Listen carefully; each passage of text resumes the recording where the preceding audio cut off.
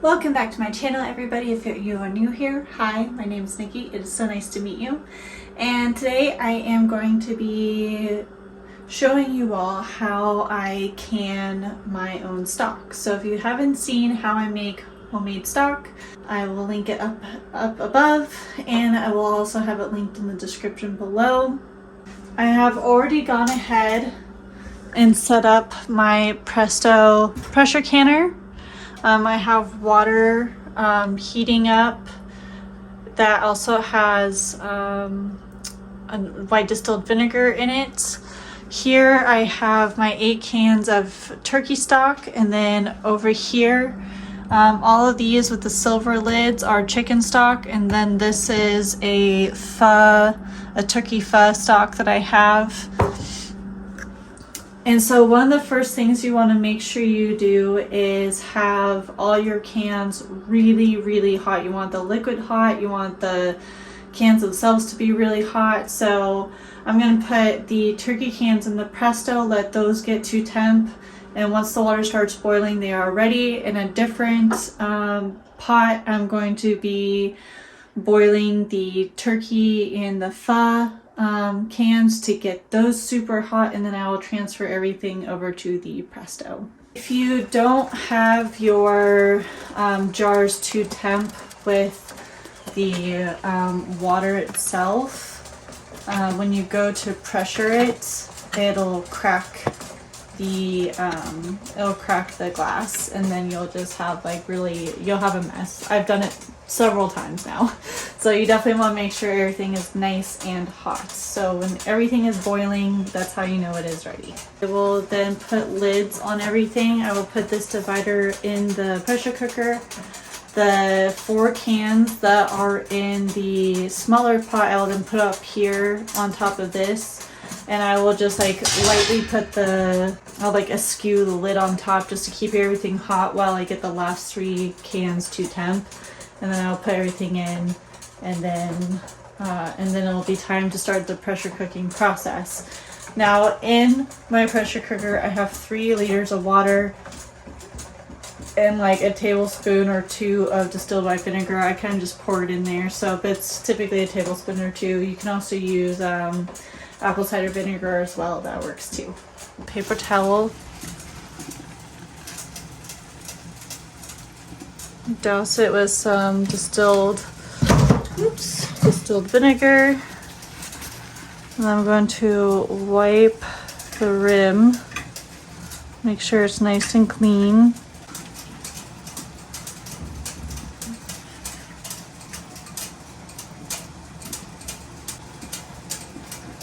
And do this to every single one. You want to make sure, the reason why you do this is because you want to make sure there's no food item in between the seal and this piece.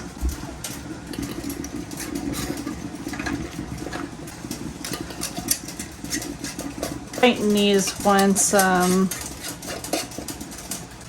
I'm going to go in and tighten all these guys.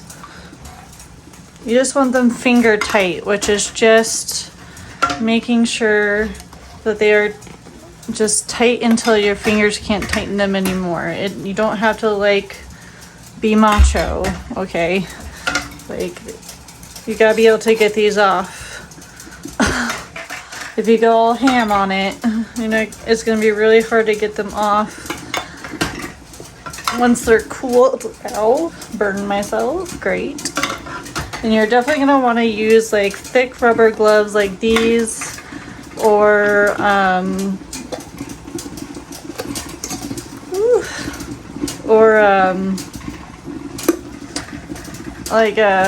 towel, because it is scorching hot. And then put this on top. That on top. We're gonna do the same thing. I'm gonna do the same thing with these guys and put them up here. And then while these are going, I'm just going to keep this askew. We don't want to shut it all the way. You want there to be like that. You want there to be a gap so that way it doesn't start to pressurize, but you want to keep everything nice and warm. So we're just gonna wait for those, and then I'll put them in here, and then we'll go to the next step.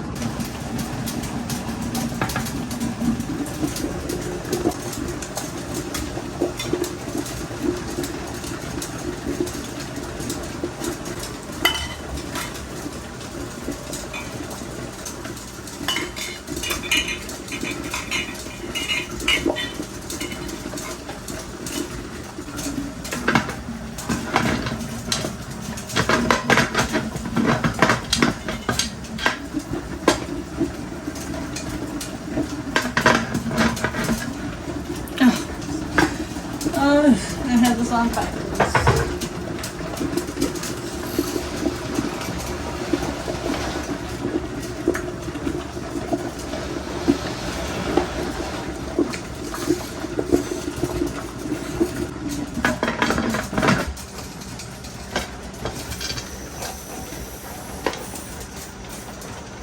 Okay, and now we wait until this steam is consistent. And once it's consistent, then we set the timer for 10 minutes. I don't know if you can see that, but it's nice and steady. So now we're gonna set the timer for 10 minutes. And then after 10 minutes, we're then going to put this little cap on it. It has been officially 10 minutes, and as you see, this means that it is pressurized inside. So we're gonna take our little pressurizer cap and just throw it up top. For where I'm at in my pressure cooker, it needs to be 11 psi or higher, and then once it hits 11 psi, then we'll wait 20 minutes. And then after the 20 minutes, I'll move it off of the heat. If you can't move it, that's okay. Just turn the heat off and let it just sit where it is, because it is really heavy. But I'll move it off the heat, and then it'll depressurize by itself for an hour. You're not gonna want to touch the cap. Like, you don't touch anything. The only thing you touch are the handles to move it over if you're able, and then you let it depressurize on its own for an hour, and then you can open everything up. So as you can see, it has gotten to temp. Now I know this can go as low as 3, but if I just drastically bring it down, it will depressurize too quickly. So I'm just gonna bring it down to like 7. I'm gonna set the timer for 20 minutes. And then I will periodically come and check it. If it goes below that little line at 11, then you'll have to reset.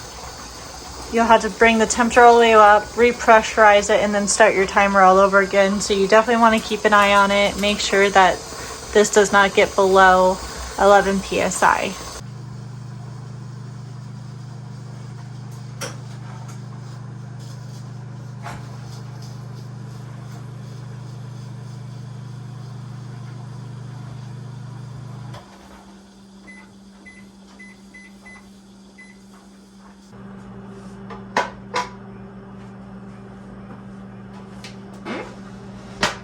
You want to open it away from you.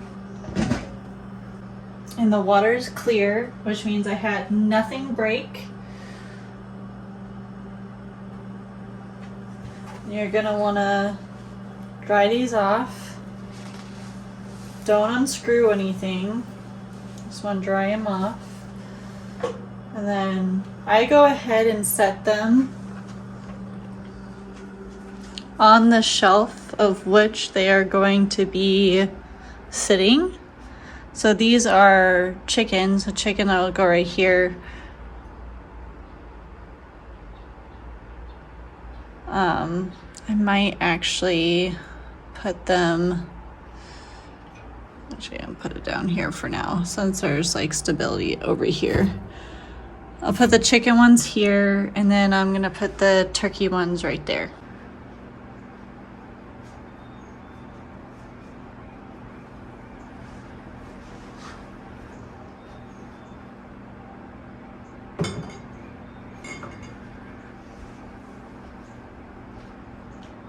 So when these cool, which takes 24 hours, so it'll be this time tomorrow, I'll take all these rings off and then label them with their stickers so that way I know what everything is. And yeah, and then you end up getting like, you know, this one has no ring on it. You can shake it, hold it upside down, it's not going anywhere. And they'll last, I think these jars say they'll last up to like 18 months or something, but I'm sure that they last even longer than that. But as long as you use it within a year, you should be good. And then I also have cooked, pressure canned some sweet peppers. Now I don't really love doing it this way. So there's a pressure canner you can get where it's like a single source one and it just goes on one can and it's electric, and it would allow you to pressure can raw vegetables and herbs without putting them in water or cooking them in the pressure cooker. And so it'll keep them cold and raw. Well, it'll keep them, you know, not cooked and raw. And so I really want to try that out. I don't have it yet, but one day plan on getting it. And yeah, that will be really, really fun to experiment with, because I just don't like how it cooks. I don't want to have to like cook my peppers, you know, just to can it. However, it works. So yeah, if you stayed this long, thank you. I greatly appreciate it. If you haven't already, go ahead and hit that like button, smash that subscribe button, and turn on your post notifications so you don't miss a video that I post every single week.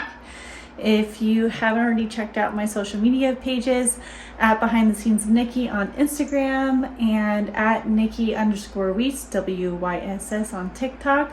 My socials get a ton of behind the scenes footage that YouTube just doesn't see, and I would love to see you guys over there. I hope you have a great rest of your day or evening, and I will see you next Friday. Bye.